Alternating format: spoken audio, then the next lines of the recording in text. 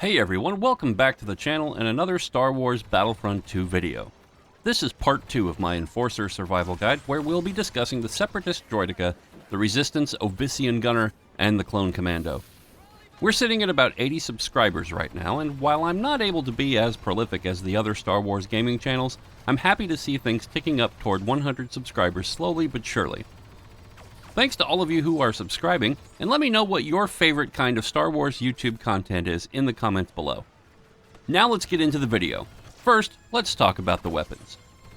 The Clone Commando is the pride of the Republic forces, and their blaster may have the best balance of fire rate, damage, and accuracy of any blaster in the game. With the Droideka, what the primary dual blasters lack in fire rate, they make up for in accuracy and damage. The range isn't bad, but there's no aiming down sights with the Droideka, more of just a general zoom, so your mileage may vary. The Ovissian Gunner is God and Dennis Bronval's gift to heavy class mains. Their rotary blaster is like having a heavy sentry right off the jump. It takes some time to spin up, but it is absolutely deadly at almost any range. It may be my absolute favorite Enforcer, even though I said the same thing about the Death Trooper last time. Let's get into their abilities. As with every other unit, these Enforcers have 3 abilities, but they all fit in a category of their own, so we'll discuss them each individually. With mobility rivaling that of Boba Fett, the Droideka is the most unique and one of the most deadly Separatist units on the battlefront. It's almost like cheating, being able to roll into an objective, fire off a deadly laser barrage, then pop your shield and roll away like you weren't even there.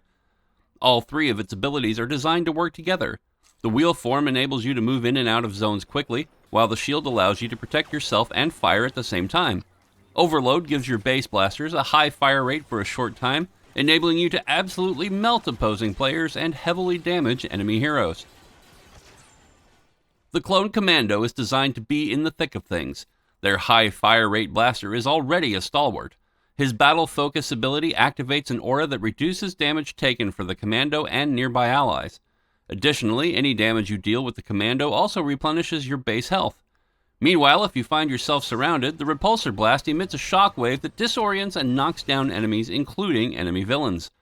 Lastly, the anti-armor attachment allows you to fire 3 rocket-propelled grenades. These do significant damage to enemy vehicles and shields, but an accurate shot can one-shot most base infantry classes. The Ovissian Gunner also has an area of effect team support ability with the defensive stance. Instantly cool your weapon, and any damage dealt replenishes health for you and nearby allies. The anti-armor mode turns your weapon into an explosive sentry with increased damage against shields and vehicles, but also no slouch against infantry. Remember, just like the heavy sentry ability, this locks you down into very slow movement, so use it wisely. Finally, the charge ability functions identically to Han Solo's shoulder charge. Very useful against enemy heroes or those pesky First Order flame troopers. It will one-shot most base infantry classes. Now let's take a look at the star cards. Each Enforcer has 5 boost cards. Survivalist gives faster health regeneration up to 100 per second. Enforcer Training, you get a small amount of health for each defeated enemy, up to 50. Expert Weapons Handling keeps your Overload ability active up to 66% longer. Acquisition means enemies dealing damage to you will be temporarily marked for easier retaliation up to 7 seconds. And Battle Hardened increases your maximum health up to 20% more. Now for the tactics. Whereas the Death Trooper and B-2 Battle Droid are useful at range, these 3 are better used at the front of a battle or in the middle of one. You still want to make sure you are with your team. Nobody likes Space Rambo, but don't be afraid to mix it up. You want to be careful. Remember, you're of better use to your teammates when you stay alive. But these 3 are designed to play the objective, not sit back and snipe. I already mentioned the best way to use the Droideka, moving into an area quickly, doing damage, then moving out. You can activate the wheel form with the left ability button or simply sprint to activate it.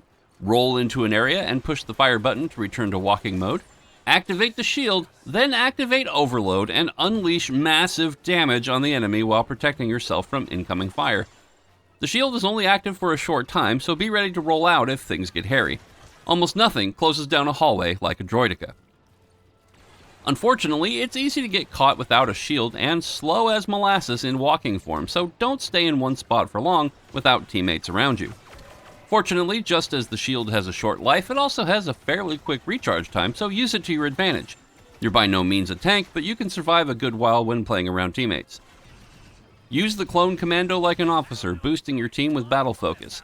Also, seek out enemy vehicles and use that anti-armor attachment. It's a lot easier to gauge the range on vehicles than it is infantry, having to account for projectile drop and a small explosive radius.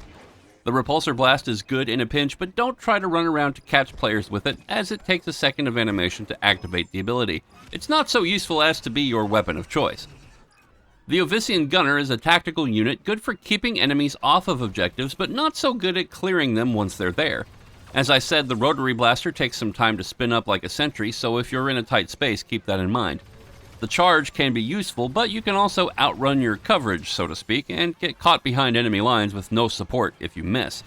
Seek out enemy vehicles and use the anti-armor mode.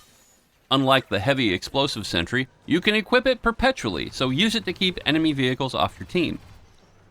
As always, the best mode to level up quickly, especially as a beginner or casual player, is Supremacy. First, area capture objectives are the easiest to play because all you have to do is be in the zone. You will gain more points and XP and get bonuses for kills while in the objective zone. Supremacy rounds last the longest of any mode, so you will very naturally get more kills and more XP, plus with enemy AI bots, you will win more 1v1 scenarios. Co-op mode is also a great option for leveling up your classes and heroes. You still earn XP and credits, and fighting waves of enemies really teaches you how to play situationally, but playing as a defender is generally an exercise in frustration as the enemy waves are intense. Do damage to enemy vehicles and heroes as much as possible, and focus on any destructible objectives. These gain more points than against infantry, so keep that in mind. Lastly, you can get double XP on the weekends and triple XP every Wednesday. You will level up so much faster if you play during those periods. Remember to subscribe to the channel and click the bell icon to make sure you receive more news and analysis such as this. If you'd like to support the channel, you can buy me a coffee at the link in the video description. Thanks for watching, and I'll see you in the next video. Oh good, we're surrounded. No more!